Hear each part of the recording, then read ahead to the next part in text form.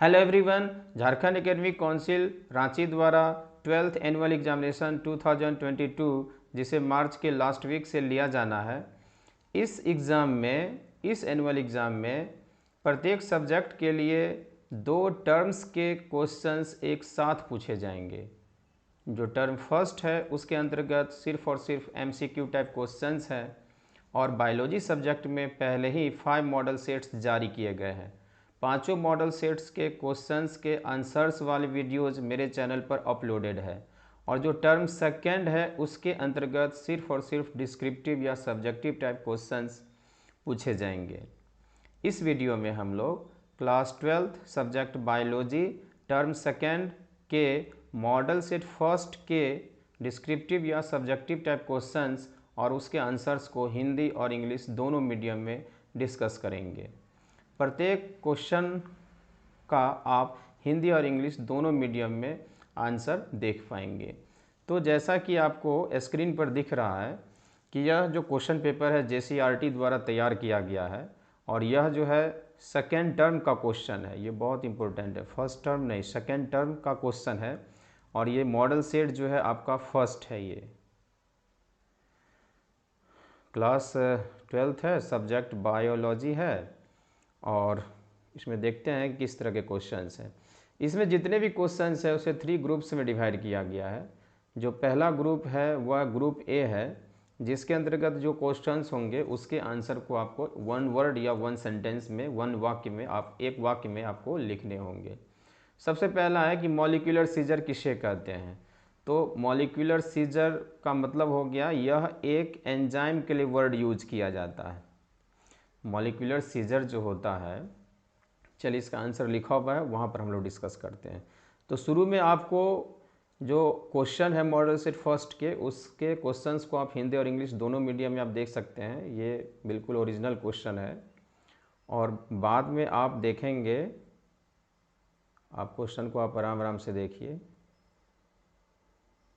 और बाद में आप देखेंगे कि क्वेश्चंस और जो उसके आंसर हैं वो दोनों आपको एक साथ लिखे हुए मिलेंगे।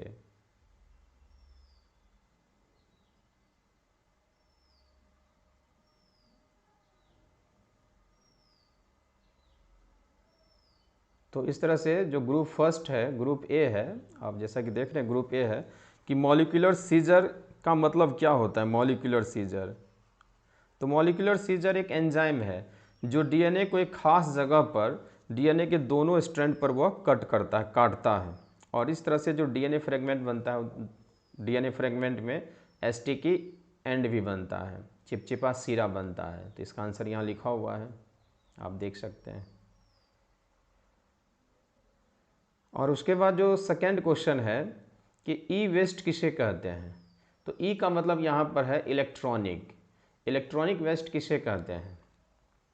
तो जो डेवलप्ड कंट्रीज होते हैं, जो विकसित देश होते हैं, वहाँ पर कंप्यूटर और कुछ दूसरा इलेक्ट्रॉनिक जो गुड्स होते हैं या डिवाइस होते हैं जो ख़राब हो चुका है और जिसकी मरम्मत नहीं की जा सकती है, उसे ई वेस्ट कहते हैं। तो ये तो सिंपल सा क्वेश्चन है कि ई वेस्ट किसे कहते हैं, ई वेस्ट या इलेक्ट्रॉनिक वेस्ट। नेक्स्ट क्वेश्चन है कि डेट्रिटस फूड चेन किसे कहते हैं। तो डेड ऑर्गेनिक मैटर को बोलते हैं, है ना, डेट्रिटस कहते हैं। मृत कार्बनिक पदार्थ को डेट्रिटस कहते हैं। तो डेट्रिटस क्या है, तो डेट्रिटस क्या है वो तो समझ गया। डेट्रिटस फूड चेन क्या है, तो जब फूड चेन डेट्रिटस से प्रारंभ होता है तो वैसे फूड चेन को बोलते हैं डेट्रिटस फूड चेन। जो फोर्थ क्वेश्चन है कि इसमें है कि स्ट्रेप्टोकाइनेज। स्ट्रेप्टोकाइनेज जो है वह एक एंजाइम का नाम है और यह एंजाइम का इस्तेमाल वैसे रोगियों में किया जाता है, पेशेंट में किया जाता है जिनके ब्लड वेसल्स में क्लॉट्स जम जाता है, क्लॉट्स, थक्का जम जाता है। उस थक्का को तोड़ने के लिए स्ट्रेप्टोकाइनेज एंजाइम का इस्तेमाल, उपयोग क्लॉट बस्टर के रूप में किया जाता है। फिफ्थ क्वेश्चन में कि जो पेनिसिलिन है, पेनिसिलिन क्या है। पेनिसिलिन, पेनिसिलिन एक एंटीबायोटिक है। तो पेनिसिलिन एंटीबायोटिक का सोर्स क्या है। तो पेनिसिलिन जो है पेनिसिलियम नोटेटम एक फंगस, एक कवक है, उससे प्राप्त होता है। तो एलिजा का फुल फॉर्म क्या होता है ना, एंजाइम लिंक्ड इम्यूनोसॉर्वेंट एस्से। इसका इस्तेमाल एड्स जो डिजीज होता है ना, उसके वायरस को आइडेंटिफाई करने में, डायग्नोसिस करने में किया जाता है। कॉमेंसिलिज्म क्या है? जब दो डिफरेंट स्पीसीज, जब दो विभिन्न प्रकार के जाति का एसोसिएशन होता है जिसमें एक स्पीसीज को फ़ायदा मिलता है और दूसरे को ना तो फ़ायदा ना तो नुकसान मिलता है, तो ऐसे एसोसिएशन को बोलते हैं कॉमेंसिलिज्म कहते हैं। तो आप इसका हिंदी और इंग्लिश दोनों में आप इसका आंसर देख सकते हैं। तो इस तरह से ग्रुप ए समाप्त हो गया। ग्रुप बी है। तो ग्रुप बी में है कि क्लोनिंग वेक्टर जो होते हैं उनकी क्या सब गुण होना चाहिए। तो जैसे कि एक क्लोनिंग वेक्टर है जिसके बारे में आप नाम सुने होंगे, एक क्लोनिंग वेक्टर है जिसे PBR 322 कहते हैं। तो ये जो क्लोनिंग वेक्टर है, ठीक है ना, ये एक आइडियल क्लोनिंग वेक्टर है। तो कोई भी क्लोनिंग वेक्टर में क्या क्या होना चाहिए? तो उसमें ओरिजिन ऑफ रेप्लिकेशन की उपस्थिति होनी चाहिए, जहाँ से DNA का रेप्लिकेशन प्रारंभ होता है। इसमें सेलेक्टेबल मार्कर होना चाहिए जिससे ट्रांसफॉर्मेंट और नॉन ट्रांसफॉर्मेंट को एक दूसरे से अलग किया जा सके, और क्लोनिंग साइट होना चाहिए जहाँ पर एलियन DNA को जोड़ा जाएगा। तो इस तरह से जो इसका आंसर है वह आपको यहाँ पर लिखा हुआ है, आप देख सकते हैं। अगला क्वेश्चन है, जो 9th क्वेश्चन है कि जो BT कॉटन है उसके बारे में आप समझाएं कि क्या है BT कॉटन संक्षेप में। तो यहाँ पर BT जो है, BT का मतलब है एक बैक्टीरियम से, और B का फुल फॉर्म है बैसिलस और T का फुल फॉर्म है थ्यूरिनजाइनसिस। तो BT मीन्स बैसिलस थ्यूरिनजाइनसिस एक बैक्टीरियम है, उसके अंदर में एक टॉक्सिक प्रोटीन बनता है। तो क्या कि और वो टॉक्सिक प्रोटीन जो है बैक्टीरिया को नहीं मारता है, क्योंकि वो क्रिस्टल फॉर्म में होता है, इनसॉल्युबल फॉर्म में होता है। साइंटिस्ट ने क्या किया कि उस बैक्टीरियम से उस जीन को काट लिया जो टॉक्सिक प्रोटीन बनाता है, और उस जीन को प्लांट के अंदर डाल दिया, जिसे कॉटन प्लांट के अंदर डाल दिया। तब उसे कॉटन ना कहा करके बोलेंगे BT कॉटन। तो BT कॉटन क्या है? एक ट्रांसजेनिक प्लांट है, जेनेटिकली मॉडिफाइड प्लांट है। वह प्लांट जिसमें किसी दूसरे ऑर्गेनिज्म का जीन हो उसे ट्रांसजेनिक प्लांट कहेंगे।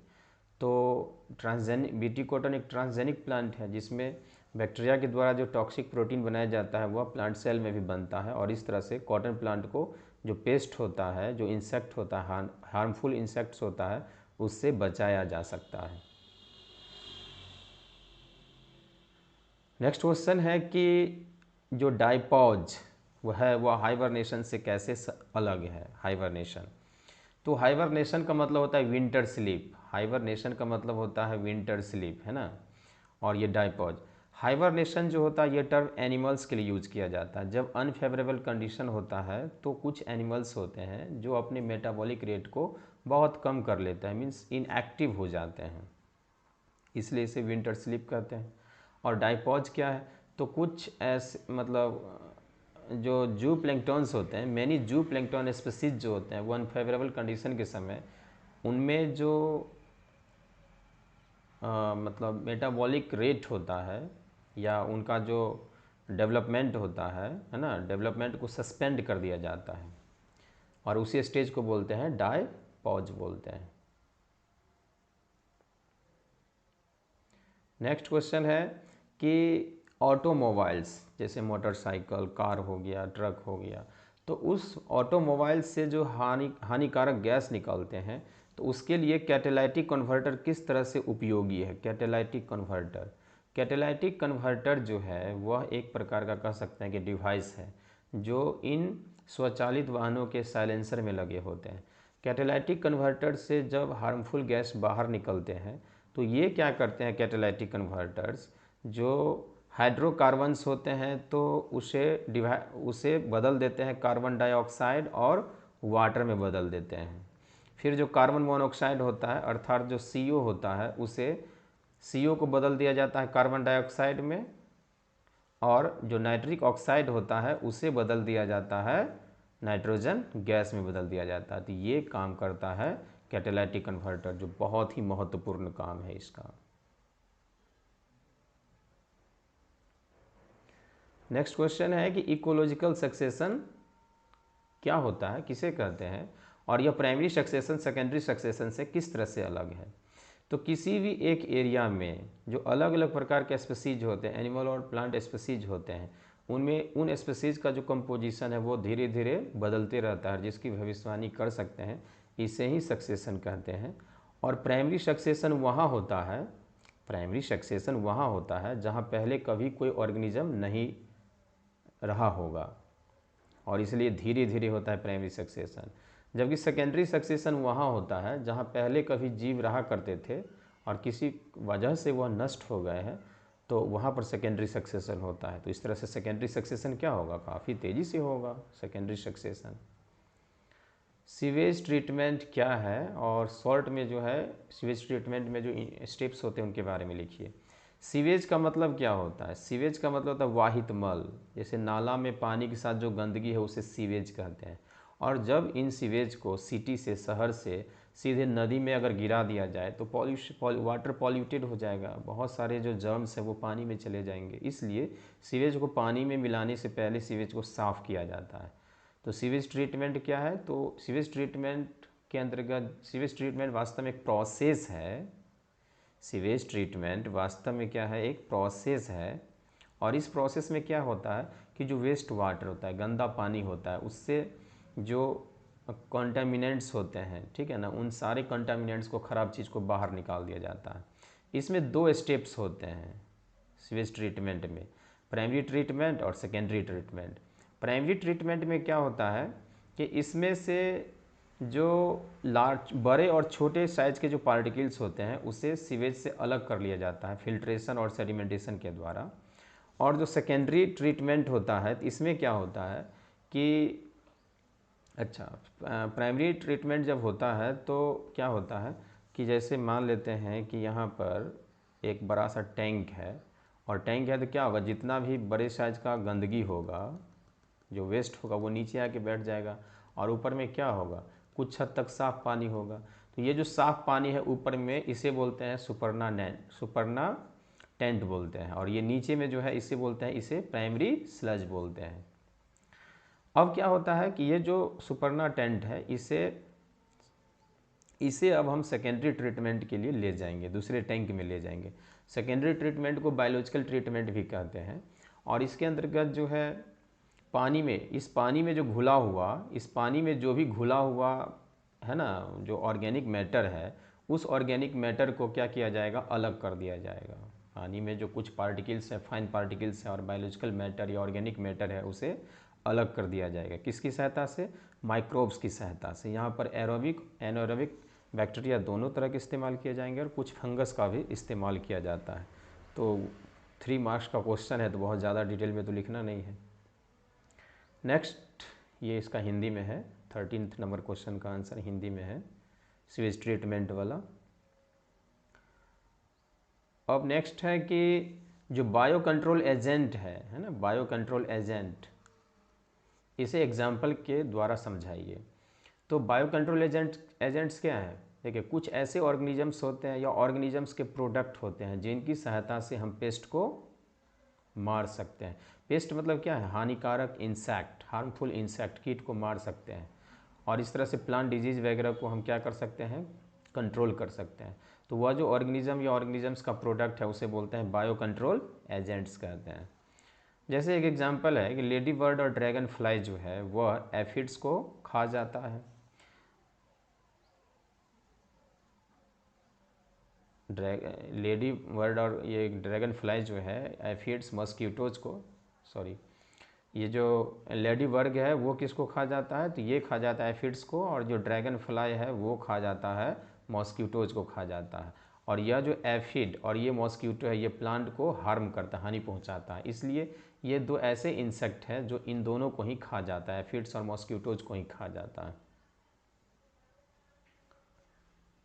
अब ग्रुप सी के क्वेश्चन है, ये लॉन्ग टाइप क्वेश्चन है, प्रत्येक क्वेश्चन 5 मार्क्स के हैं। इसमें जो फर्स्ट क्वेश्चन है कि पीसीआर किस तरह से काम, पीसीआर में किस तरह से काम किया जाता है, या पीसीआर में कौन कौन से स्टेप्स होते हैं। तो सबसे पहले समझना है, पीसीआर का फुल फॉर्म होता है पॉलीमरेज चेन रिएक्शन होता है। यह एक टेक्निक है जिसमें एक जीन को, एलियन डीएनए या सर्टेन सेगमेंट ऑफ डीएनए को क्या है, बहुत सारे कॉपी हम बना सकते हैं, बहुत सारा नंबर हम बना सकते हैं बहुत ही कम समय में। और ये बना सकते हैं लिविंग सेल के बाहर, इसलिए वर्ड लगा हुआ इन विट्रो।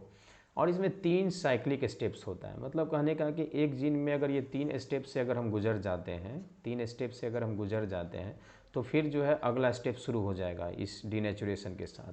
तो फिगर के माध्यम से हम लोग समझेंगे कि इसमें जो स्टेप्स हैं वो कौन कौन से स्टेप्स हैं। तो जैसा कि आप यहाँ पर देख रहे हैं कि ये जो फिगर है आप यहाँ पर देख रहे हैं, तो ये क्या है, ये है डबल स्ट्रैंडेड डीएनए। यहाँ पर ये जो है ये डबल स्ट्रैंडेड डीएनए है। डीएनए में ये हो गया एक पॉलीन्यूक्लियोटाइड चेन और ये हो गया दूसरा पॉलीन्यूक्लियोटाइड चेन, ठीक है। ये इसका यहाँ पर पोलैरिटी लिखा हुआ है। जब हम डीएनए को गर्म कर देते हैं तो क्या होता है, डीएनए के दोनों पॉलीन्यूक्लियोटाइड चेन्स एक दूसरे से सेपरेट कर हो जाते हैं, अलग हो जाते हैं। इस स्टेप को बोलते हैं डीनेचुरेशन। डीएस का मतलब हो गया डबल स्ट्रैंडेड, 2 पॉलीन्यूक्लियोटाइड चेन्स का बना हुआ डीएनए। उसके बाद क्या होता है सेकेंड स्टेप में, सेकेंड स्टेप में क्या होता है कि अब प्राइमर्स का यूज किया जाता है। कुछ ऐसे प्राइमर होते हैं जो सिंगल स्ट्रैंडेड डीएनए, वास्तव में एक डीएनए का एक टुकड़ा है, फ्रेगमेंट है, जो एक ही पॉलीन्यूक्लियोटाइड चेन का पार्ट है, मीन्स सिंगल स्ट्रैंडेड डीएनए है, जिसे प्राइमर कहेंगे। डीएनए प्राइमर भी कह सकते हैं। तो इस डीएनए प्राइमर को जो 3 प्राइम एंड है टेम्पलेट स्ट्रैंड का, वहाँ पर ऐड कर दिया जाता है इस चेन पर, इस पॉलीन्यूक्लियोटाइड चेन के साथ भी और इस पॉलीन्यूक्लियोटाइड चेन के साथ भी। इस स्टेप को एनीलिंग कहते हैं। और अब क्या करते हैं कि एक खास प्रकार का एंजाइम है, जिस एंजाइम को बोलते हैं टैग पॉलीमरेज बोलते हैं। टैग पॉलीमरेज एक खास प्रकार का एंजाइम है। ये एंजाइम थर्मस एक्वेटिकस बैक्टीरिया से प्राप्त किया जाता है और यह वास्तव में डीएनए पॉलीमरेज की तरह काम करता है। तो टैग पॉलीमरेज एंजाइम लेंगे और डीऑक्सीराइबोन्यूक्लियोटाइड्स लेंगे, मीन्स डीएनए को बनाने वाले न्यूक्लियोटाइड्स को लेंगे। और ये दोनों को जैसे ही लेंगे तो क्या होगा, जहाँ पर जो प्राइमर जोड़ा गया था यहाँ पर, तो क्या होगा, धीरे धीरे न्यूक्लियोटाइड को जोड़ जोड़ के इस तरह से लंबा कर दिया जाएगा। तो ये क्या है, ये है नया वाला स्ट्रैंड और यहाँ पर ये वाला भी है नया स्ट्रैंड। तो किधर से किधर की तरफ जा रहा है, 5 प्राइम से 3 प्राइम की तरफ जा रहा है। इस स्टेप को बोलते हैं एक्सटेंशन बोलते हैं। तो इस तरह से हम लोगों ने ये तीनों पार्ट हम लोगों ने देख लिया। तो पॉलीमरेज चेन रिएक्शन, और इसका आंसर जो है वह यहाँ पर हिंदी में दिया हुआ है। और ये हिंदी वाला जो क्वेश्चन का आंसर दिया गया, इसका फिगर ऊपर में जो इंग्लिश वाला था सेमी फिगर रहेगा, उसमें कोई अंतर नहीं आएगा। नेक्स्ट क्वेश्चन है कि रिकॉम्बिनेंट डीएनए टेक्नोलॉजी के द्वारा इंसुलिन को कैसे बनाया जाता है। इंसुलिन काम तो हार्मोन की तरह करता है, लेकिन वास्तव में यह एक प्रोटीन है। तो कैसे किया जाएगा, तो सबसे पहले क्या किया जाएगा, इंसुलिन में 2 पॉलीपेप्टाइड्स होते हैं, chain A chain B. Chain A को बनाने वाले डीएनए सीक्वेंस और चेन बी को बनाने वाले डीएनए सीक्वेंस को पहले बना लिया जाएगा। तो इस तरह से 2 डीएनए सीक्वेंसेस को बना लिया जाएगा। बाद में क्या किया जाएगा, इन सीक्वेंसेस को, है ना, ई कोलाई के प्लाज्मिड क्या है, एक क्लोनिंग वेक्टर है, प्लाज्मिड में डाल दिया जाएगा। और इससे क्या होगा कि अब जैसे ही डाल देंगे तो प्लाज्मिड के साथ तो रिकॉम्बिनेंट डीएनए बन जाएगा। अब इस रिकॉम्बिनेंट डीएनए को ई कोलाई बैक्टीरियम के अंदर डाल दिया जाएगा। अब ई कोलाई बैक्टीरियम के अंदर क्या होगा, इस 2 डीएनए सीक्वेंस के कारण कई 2 पॉलीपेप्टाइड्स बन जाएंगे। बाद में उन पॉलीपेप्टाइड्स को, चेन ए चेन बी को बाहर निकाल करके डाइसल्फाइड बॉन्ड जोड़ करके इंसुलिन बना लिया जाएगा। तो इस तरह से इसका आंसर यहाँ पर ये हिंदी में दिया हुआ है। फॉस्फोरस साइकिल इकोसिस्टम में डायग्राम के साथ समझाएं। तो यहाँ तो कुछ इस तरह का है नहीं। तो सबसे पहले हमें समझना है कि रॉक मीन्स चट्टान में क्या होता है, तो चट्टान में होता है फॉस्फोरस, फॉस्फेट्स के रूप में होता है। जब ये फटता है, चट्टान टूटता है, विदरिंग होता है, तो जो फॉस्फेट्स है सॉइल सॉल्यूशन में मिल जाएगा। और सॉइल सॉल्यूशन में जब मिल जाएगा तो यहाँ से प्लांट ले लेगा, प्रोड्यूसर्स ले लेगा प्लांट। और उसके बाद क्या होगा कि प्रोड्यूसर्स को कंज्यूमर्स खाता है, कंज्यूमर्स मरेंगे तो डेट्रिटस बनेगा, प्रोड्यूसर्स मरेंगे तो डेट्रिटस बनेगा, और डेट्रिटस का डिकम्पोजिशन होगा तो फिर से जो फॉस्फेट्स है वो सॉइल सॉल्यूशन में आ जाएगा। इस तरह से प्रोड्यूसर्स उससे फिर से, है ना, सॉइल मीन्स मिट्टी से अपटेक कर लेगा, प्रोड्यूसर्स मीन्स ग्रीन प्लांट्स वगैरह। कुछ फॉस्फोरस जो होते हैं साइकिल से दूर हो जाते हैं, इसलिए रन ऑफ लिखा हुआ है। तो इस तरह से इसका आप आंसर देख लें, इंग्लिश में भी है और हिंदी में भी है। क्योंकि बहुत सारे ऐसे स्टूडेंट हैं जो इंग्लिश मीडियम के हैं, बहुत सारे ऐसे स्टूडेंट हैं जो हिंदी मीडियम के हैं। दोनों को ध्यान में रख करके क्वेश्चंस का आंसर लिखा गया है। तो इस तरह से आप इसका आंसर देख लें हिंदी में। अब है क्वेश्चन कि जो डिफरेंट टाइप के ऑर्गेनिजम्स होते हैं, जो जीव होते हैं, जब इन्वायरमेंट में चेंजेज होता है तो उस चेंजेस को वो किस तरह से सामना करता है।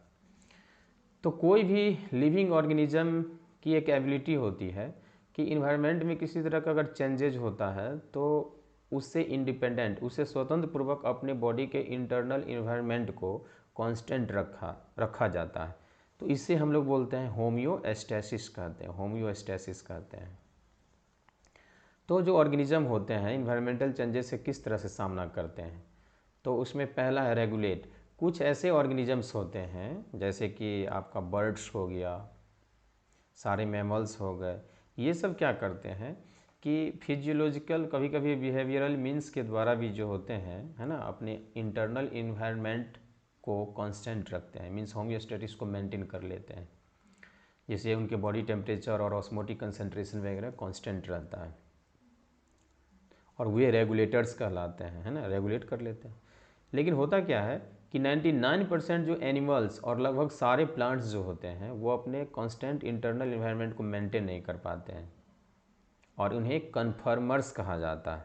लेकिन उनके पास दो विकल्प होता है, अगर वो रेगुलेट नहीं कर सकते हैं तो उनके पास दो विकल्प होता है। पहला कि वो जहाँ पर स्ट्रेसफुल कंडीशन है वहाँ से वो माइग्रेट कर जाएगा, दूसरे जगह चला जाएगा जहाँ पर स्ट्रेस नहीं है, तनाव नहीं है, और जब से फिर यहाँ माहौल या इन्वायरमेंटल चेंजेस जब नॉर्मल हो जाएगा तो फिर से वहाँ से ये पुराने वाले जगह पर आ जाएगा। सस्पेंड में क्या होता है, कुछ ऐसे ऑर्गेनिजम्स होते हैं, कुछ ऐसे ऑर्गेनिजम्स होते हैं जो न तो वो माइग्रेट कर सकते हैं न तो वो रेगुलेट कर सकते हैं इन्वायरमेंटल चेंजेस को। तो वो क्या करते हैं कि अस्थायी रूप से अपने मेटाबॉलिक रेट को ही कम कर लेते हैं। जैसे विंटर स्लीप हो गया, हाइबरनेशन हो गया, एस्टिवेशन हो गया, समर स्लीप हो गया, और जू प्लैंक्टन्स में जो डायपॉज देखा जाता है तो वो सस्पेंड कर लेते हैं। जब से फिर से फेवरेबल कंडीशन आता है तो उनमें नॉर्मल जो एक्टिविटी है, मेटाबॉलिज्म जो है वो देखा जाता है। तो इस तरह से वो इन्वायरमेंटल चेंजेस से वो सामना करते हैं। जब नेक्स्ट क्वेश्चन है कि इसका हिंदी में आंसर है,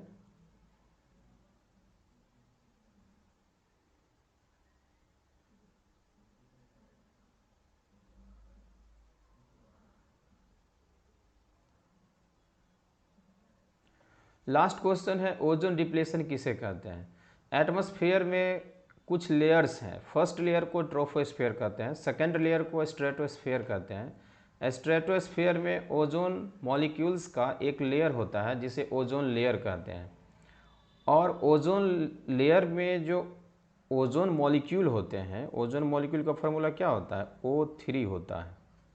तो क्या होता है कि O3 को कुछ ऐसे सब्सटेंस होते हैं जो O3 को ब्रेक कर देता है O2+O, इसे बोलेंगे मॉलिक्यूलर ऑक्सीजन और इसे बोलेंगे एटॉमिक ऑक्सीजन में ब्रेक कर देता है, और वैसे सब्सटेंस को बोलते हैं ओजोन डिप्लेटिंग सब्सटेंस कहते हैं।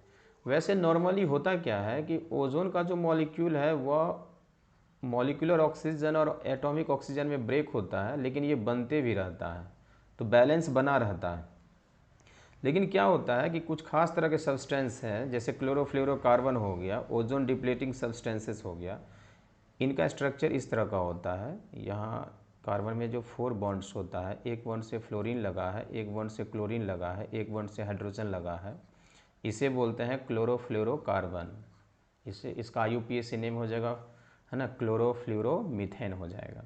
तो क्या होता है कि जब इस पर UV रेज पड़ता है, परावैंगनी विकिरण पड़ता है क्लोरोफ्लोरोकार्बन पर, तो इसमें से क्लोरीन को अलग कर दिया जाता है, क्लोरीन फ्री रेडिकल के रूप में अलग कर दिया जाता है, जिसे बोलते हैं क्लोरीन फ्री रेडिकल।